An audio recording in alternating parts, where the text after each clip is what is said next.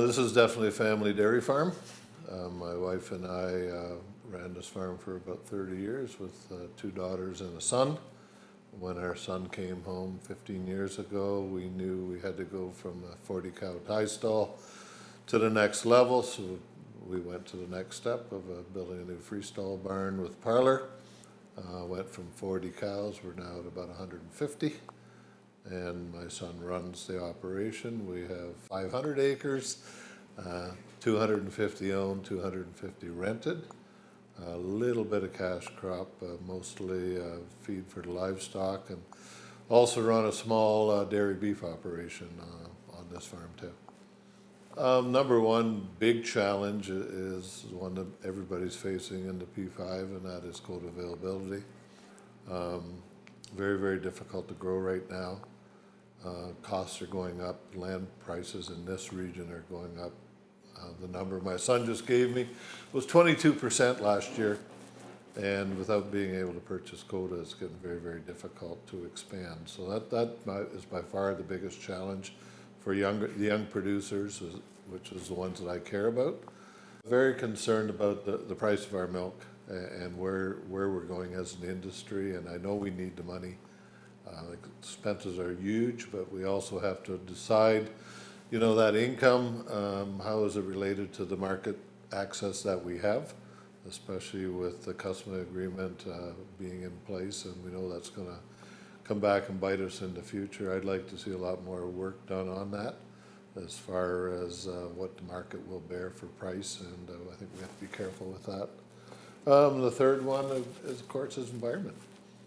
And environment is something that I got involved in 5 years ago now, when I was asked to go to England and see how things are done in Europe and the programs they have there. And I've pushed since that date to try to bring something here as far as we as dairy farmers, our role within the environment. I have to admit, when I went to England, I was so naive, I didn't even know what I was being told.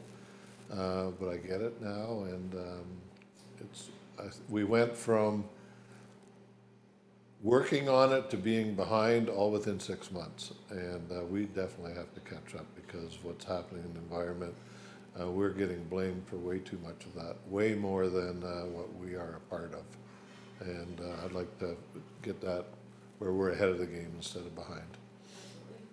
My innovation ideas and definitely come because of my role as a past board member at Dairy Farms of Ontario. I was fortunate enough to be exposed to a lot face to face, and talk to people and see projects and everything like that. So that kept me ahead of most of it. But I'm the wrong person to ask that. The person you need to ask that to is not a 67-year-old semi-retired farmer. It's a 37-year-old son that's running these farms and these young people, and we need to know where they get it, and because their world is totally different than what my world is. I'm just lucky. I'm lucky I was exposed to it and I understand it. I'm not big on social media, but I know social media is definitely the way it needs to go. But I also look at young farmers. I know my son. I know his compatriots. They don't have a lot of time, so it's got to be quick. It's got to be easy. They got to be able to go to a one-stop shop, and they need to not read everything, but they need to know what's out there and what their interest is and what they can click on. And to me, that's where it is. The Milk Producer magazine is an anomaly. It goes against all trends about the reader participation of the milk producer. So it's definitely good to have things in there, but I don't know what the outreach of that is. I think it's good, but you can't do all research in one little magazine. It's just got to be a place where you can go to see what's out there. We're not at the forefront. I know names of producers that are at the forefront. They're not very, very far away. We're at a scale with 150 cows that some of the most exciting options are not attainable for us because we're just not large enough. I really like this idea of digesters.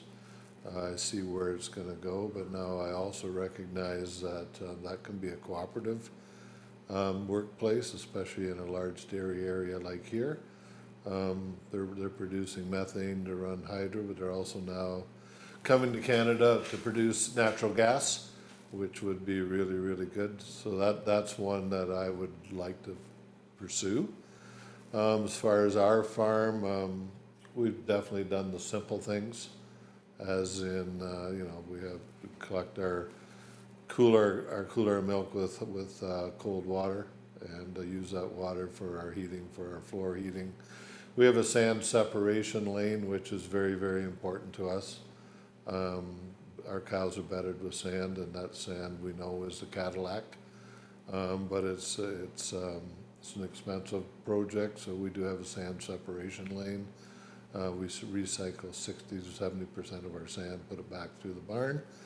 And our latest one would be that we're building a commodity shed, and we are now bringing in our commodity soy meal, oat hulls, corn distillers, products like that on 40-ton loads, making all our mixes ourselves, basically taking a whole lot of transportation away compared to the way we did it before, and also saving money by doing it.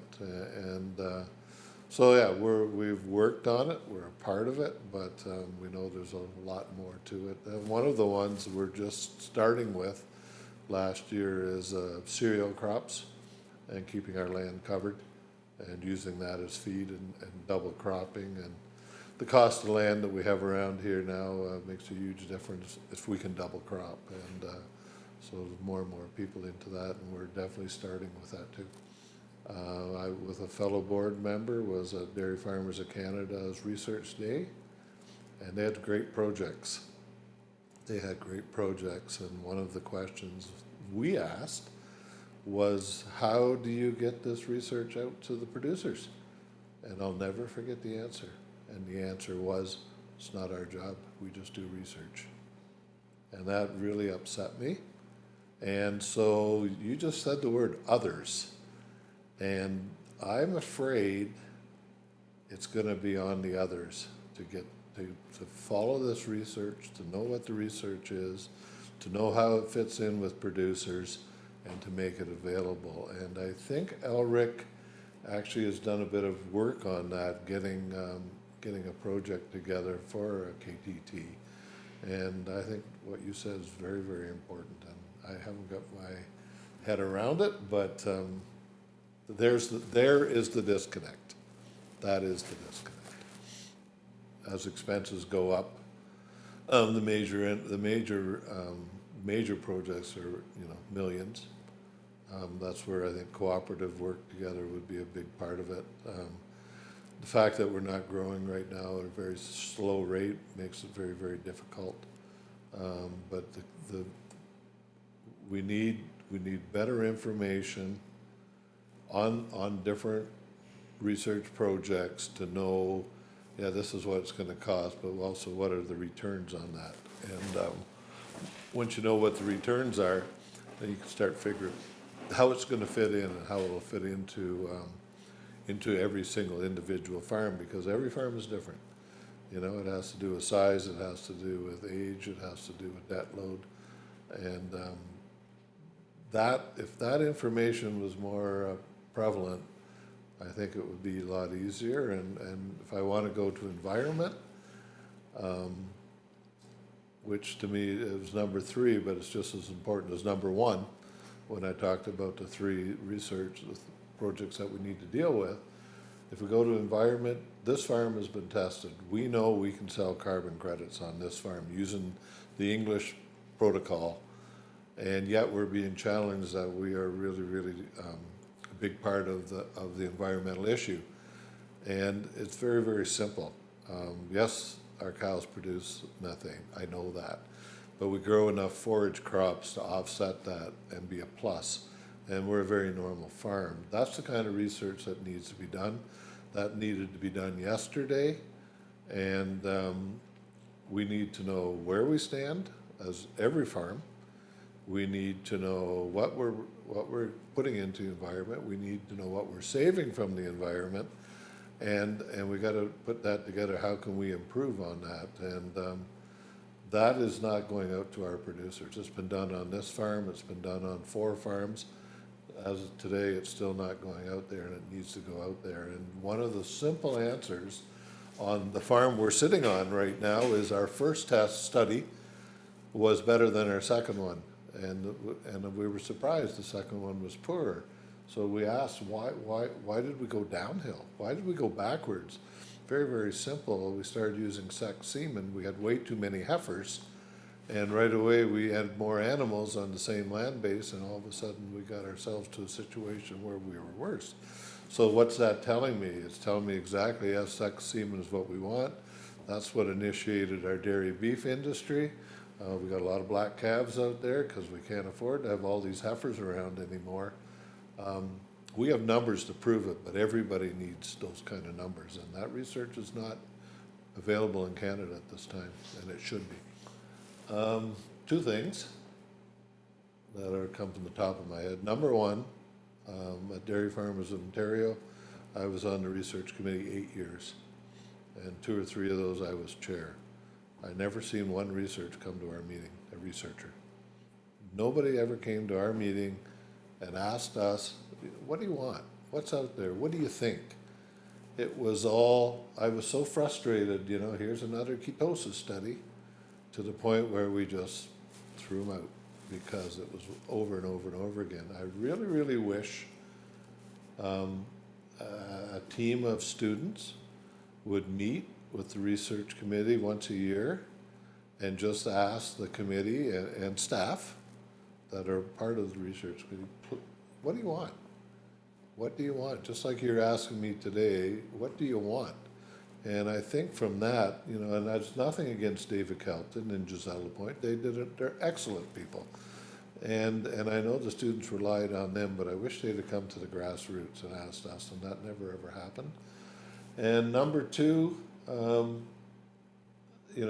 feel humbled being interviewed today, but I'm a 67-year-old dairy farmer, and my 37-year-old son's around here somewhere, and he's the one that should be interviewed.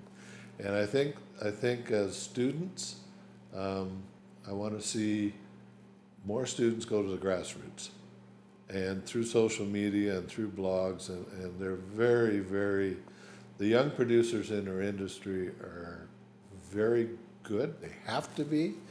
And I think students need to go to them and say, what do you want? And if you can build that 2-way relationship through social media, the reciprocal part of that is those young farmers like my son and his companion, they're going to go to you guys, because then it'll be a 2-way conversation. Right now it's not. Right now it's not. And to me, those 2 things, at least for this part of the province, I think, not this part, for Ontario, would be a huge stepping block of students engaging. And engagement to me is where it needs to go, and I don't see enough of that.